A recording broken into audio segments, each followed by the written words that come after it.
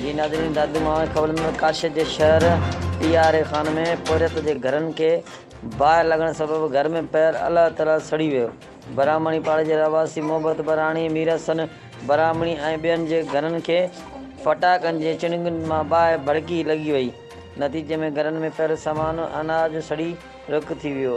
शहर समेत वेझो किथे बि फायर ब्रिगेड गाॾी न हुजण जे करे बाहि बेकाबू थी वई, जंहिं खे ॾिसंदे सॼे पाड़े खे पंहिंजे लपेट में आणे छॾियो। मुतासिर दाईंदे चयो त शहर में कानूनी नाले का बि शइ कोन्हे। शहर में सरेआम फटाका विकिरो थी रहिया आहिनि, पर पुलिस उन्हनि दुकानदारनि ख़िलाफ़ का बि कार्रवाई करण लाइ तयारु न आहे। शहरनि एसएसपी ऐं डीएसपी दादू खां मुतालबो कयो त असांजे नुक़सान जो अज़ालो कयो वञे ऐं फटाका विकिणंदड़ दुकानदारनि ख़िलाफ़ कानूनी कार्रवाई करण